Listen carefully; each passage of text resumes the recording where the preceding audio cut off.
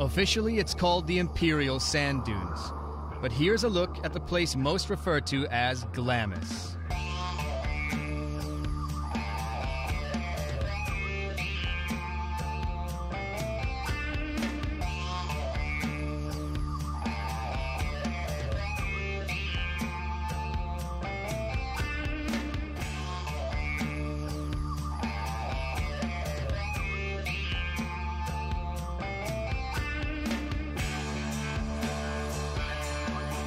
You go as big as you want in the dunes, just depends how big your balls are.